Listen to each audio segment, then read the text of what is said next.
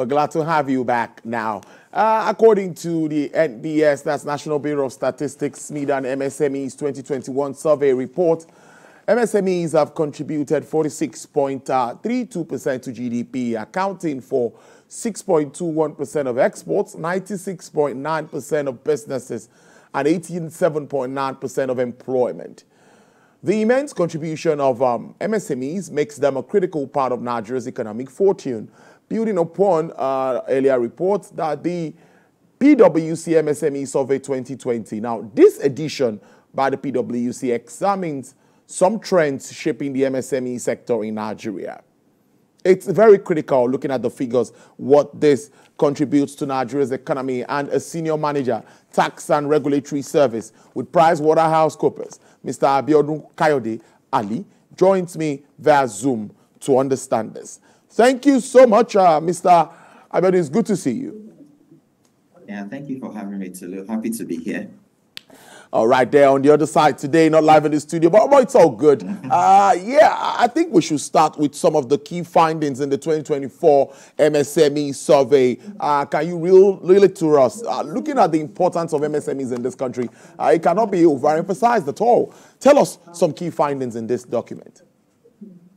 Yeah, thank you, Tolu. You're quite right. They actually play a very vital role. They are pivotal to the success of our economy, especially given the fact that the president has a target to achieve a $1 trillion economy and by 2030, and the MSME represent about 50% of GDP, right? Okay, so some of the findings that we saw, given the fact that this particular survey was looking at periods from post-pandemic, right? Periods after 2020. So some of the things that you would expect is that there was a decline in their demand for their products, right? And that's quite understandable given the impact of most of the global shocks that we experienced, the war in Europe, the pandemic itself, and a lot of businesses laying off staff, and generally a decline following the rise in inflation, a decline in the purchasing power of consumers. So definitely there was a drop in demand for products of most MSMEs. That was what most of the respondents said. Then again, you understand that part of this reason had to do with, like I said, the low purchasing power of consumers, and also given the fact that there was an increase in the prices of the input cost of most of these MSMEs, right? Then one other thing again that we've seen is that most of these businesses had challenges with staff, right? Most of the staff that worked with them. There was also the rapid increase in exit of individuals, right? Skilled workforce labor, what you know as the Japa movement, right? A lot of people moving to other climes. So a lot of businesses experienced this particular challenge as well. And there were also regulatory bottlenecks that arose during that period. You can count some of the measures that were taken by governments back then with respect to the ban in Twitter, which impacted on those who actually used that particular social media in reaching out to consumers far and wide, and also the policy that had to do with the cashless policy, right, where a lot of individuals were struggling to get cash. So these are some of the challenges that were faced by MSMEs during that period. So by and large, a lot of MSMEs struggled. There was also causes that had to do with power. But I think let's look on the bright side. There were also some good things that we saw during that period. Given the impact of the restriction of movements caused by the lockdown, we saw a lot of these businesses actually adopting technology, right? Even the impact of the cashless economy, there was also a lot of these MSMEs that were moving on to the digital platforms, right? Trying to carry out transactions virtually, online, using these electronic platforms, right?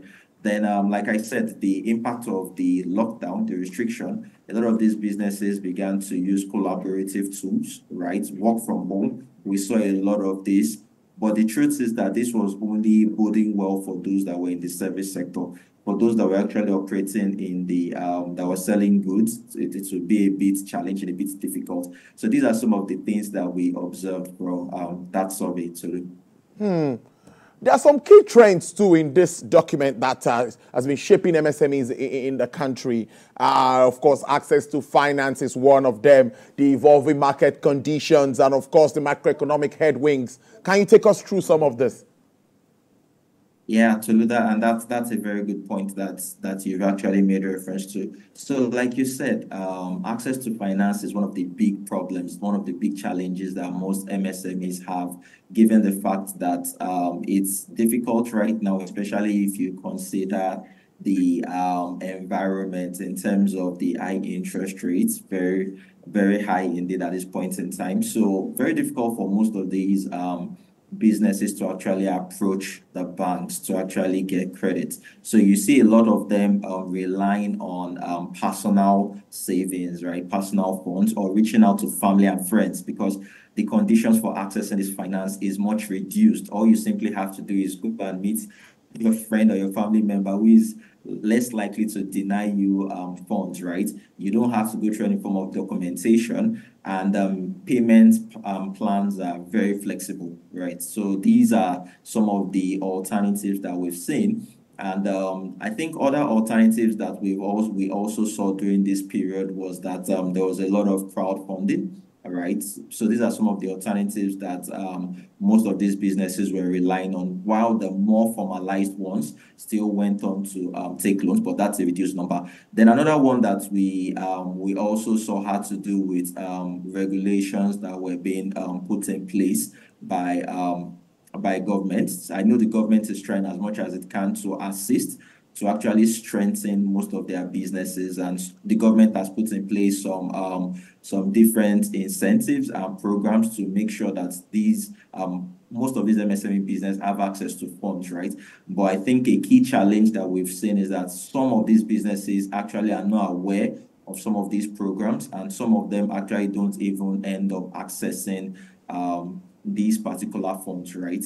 We've seen things like the trader money. We've seen things like the Empower and so on and so forth, right? Some of these programs, they don't end up getting to the businesses that will actually make use of them. Then I think some of the things that we've also seen has to do with the macroeconomic headwinds, right? Remember, there was a particular point in time where in Nigeria, we had issues with power, right? And I think a lot of people are still experiencing that, given the fact that electricity power is one of the key resource infrastructure that most of these businesses rely on. There's been that challenge of trying to find alternative means of power in their businesses. So you see a lot of these businesses doing a combination of electricity from the grid and also trying to get fuel, right, to power their little generators, the one as I better pass my neighbor, right? And for those of them who actually have diesel power generators, the cost of diesel has gone up, same with the cost of PMS, right? So these are some of the challenges that they've actually been encountering, right? And just a few of them would want to consider things like solar powers, right? But the problem with this solar power, these solar power facilities, is that they can be cost intensive, a bit on the high, right? So it's not everyone that will be able to fall back on this particular alternative. So these are some of the challenges that they've been facing, and I know the government is trying as much as it can to support them, but we do think a lot more needs to be done. So these are some of the key trends that we see that the MSMEs are facing in Nigeria. Also, let's look at some of the basic, still staying with challenges, of course, yes. Poor infrastructure is one of it. You've talked about that. Multiple taxation and tariff. That is something that we've talked about year in, year out, where you hear who's supposed to collect this levy, who's supposed to collect these taxes, and business owners now start to know how they can sort one or two things out. It's something very important. Insecurity and government policies. Do you also think that some of the policies, for example, we talked about borrowing, and we know what's happening with interest rates. How do we marry all of this together?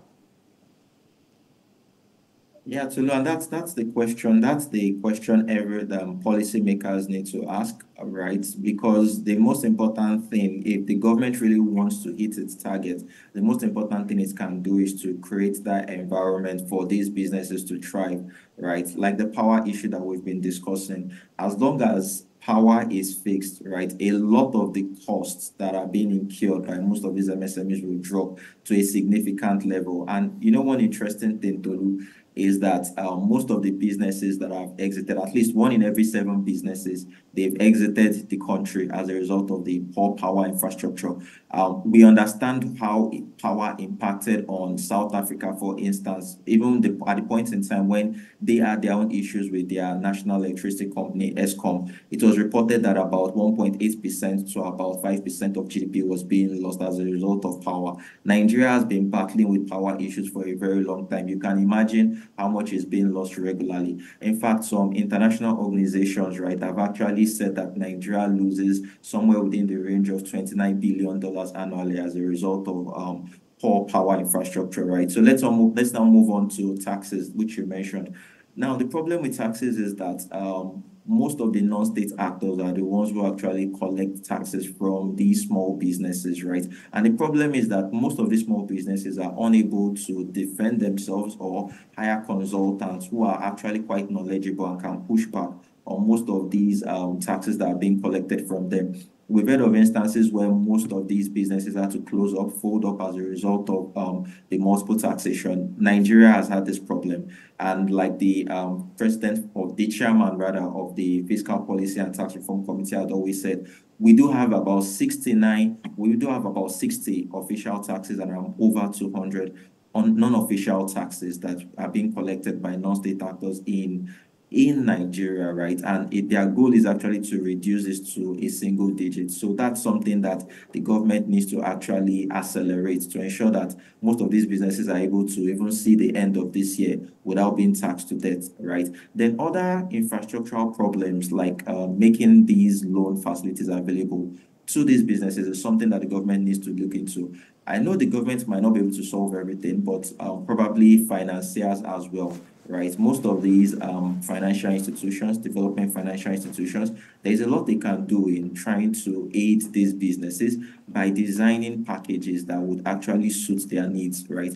If they're able to do this to a large extent and they're able to train and mentor them in with respect to financial literacy, with respect to financial management, to a large extent, they will be able to manage their business and pull through these tough and difficult times, right? So these are some of the things I think can be done in the short to medium term to be able to ensure that businesses are able to survive and see even the next year to All right, then. Another important thing, or should I say, right up here, MSMEs require up to $32.2 billion. That's 13 trillion naira to close its financing gap. That's a lot. How do you think we can run around to generate funds like this to support and close this gap? Yeah, Tulu, and that's a very important point, right? There is funding is actually a very big one that most of these MSMEs are currently the challenges they are currently going through. So, from my own perspective, one other thing I think MSMEs need to do as much as possible is to look for alternative ways of funding, right? So we know that you can actually carry out some particular products such as peer-to-peer funding, or peer-to-peer lending rather, and crowdfunding. I think that's one thing that can be done, right? Then, like I said, the development financial institutions, they play a significant role. They are the ones who can actually, or who were designed, built to actually give loans to specific sectors like the agricultural sector, like the manufacturing sector, and they can help with single digits, right? Single digits interest rates. I think to a large extent that can help. And I know that there are different financial institutions that are coming up with specific products, right, that are actually aiding this sector. And I think these businesses rather, I think one other thing that can be done in addition to the training I made mention of, because it's quite key that they are able to manage their funds, the funds that they receive, right? Training on how to carry out their businesses in such a way that they reduce their risk, different types of risks that can come out, regulatory risk, compliance risk, as well as business risks. I think a lot of these trainings need to be made to these businesses. Then I think one other thing that will be quite key would be looking for investors, right? If these businesses are able to pitch, formalize and pitch their businesses to most of these institutions, make them stakeholders, make them key holders. That way, it's more like having a skin in the game for most of these financial institutions. I think that to a large extent will actually help a lot, right? And it's something similar to what we've seen with these crowdfunding activities, right? Seeing their businesses, understanding their strategic role and how long they are going to stay in for the long term, especially, and the particular value that they'll be delivering. I think to a large extent, getting participants and investors to invest in this business will actually help in closing that gap. And one other thing I think that will be quite important is we've seen in situations whereby the World Bank is working with state governments, right, to actually build up most of these MSMEs businesses, right? We've seen Bayelsa, we've seen Anambra, we've seen a lot of states getting loans from the World Bank, and these states actually distributing these to the businesses. I think more contributions from these states would also go a long way in supporting, as well as the state governments themselves. And we know that the local governments also are now autonomous, right? They themselves can actually have some sort of investment in these businesses. This way, they will be able to bridge that deficit that we've actually seen. All right, before I let you go now, let me ask that, what do you think government and other stakeholders, what do they need to do to create a thriving business environment for small businesses, MSMEs in general? Let's wrap up on that note. Yeah, and that's a very good question that you've said, right? So the first thing I've said, like I said earlier, was accessibility and affordability, right? Making these loans accessible and affordable. Then another thing that is quite important has to do with regulatory framework, right? Most of the reason why these businesses struggle, to be quite honest with you, has to do with the regulatory environment, right?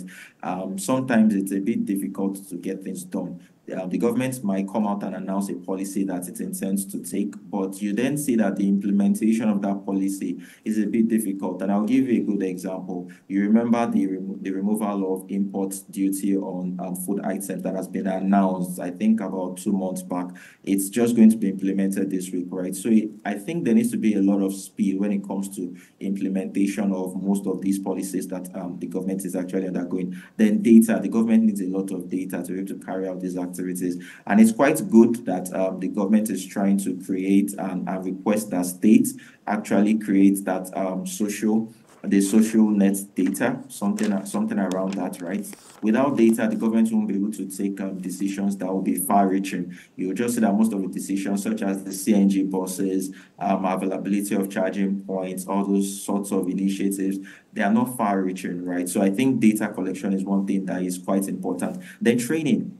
I know, to be quite honest with you, I won't say that the government isn't doing a lot in creating most of these MSME hubs. The government is actually doing much, but I think a lot more needs to be done with respect to training. Then if I look at from the point of view of the MSMEs themselves, they need to do a lot with respect to enlightening themselves and trying to gather more knowledge on what is going on in the current terms. From the reports, the survey, we do know that a lot of these businesses are adopting technology, but they can also continue to upskill themselves because we are moving to an AI economy, right? Things are getting more techy, if I can use that word, right? Then they themselves need to be more strategic with the way they price their products and also the way they value their products and see how they can try to reduce costs. So I think these are some of the initiatives that can be taken both from the side of the government and the side of the MSMEs as well, too. And if we can quickly touch on some emerging trends also that MSMEs can, take advantage of at this time. Can we highlight some of them so that they can do better in what they do? Yeah, so AI is one of them, right? So like I said, there's a lot you can do with most of these AIs, right? Especially for those who are in the service sector. Then also, they can leverage on digital tools, right?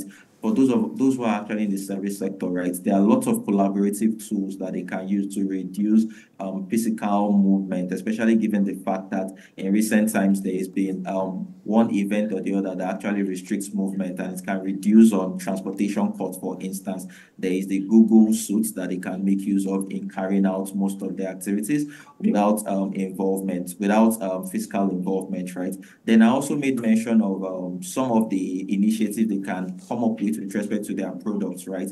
I'm sure you've heard of shrinkflation, whereby you try to identify your customers, you try to identify their what exactly is going to be their purchasing power. Once you can identify that, then you can design a particular product that will suit their demand, right? But ensure that you don't compromise on value, because if you do compromise on value, like they say, one bad news is one thing that sends customers away. So I think some of these initiatives and awareness can help. And given the fact that Nigeria started trading under the Africa Continental Free Trade Area Agreement, I do think that a lot more needs to be done about with respect to awareness, right? And they can try as much as they can to collaborate with the government, ask questions, right? So I think that there is a lot of opportunities for MSME businesses currently. Well, I must thank you so much for your time, Mr. Abiodun Kayode Ali. He's a senior manager, tax and regulatory service at PricewaterhouseCoopers Nigeria. Thank you so much for making sense of this very important report. Yeah, thank you, Tulu.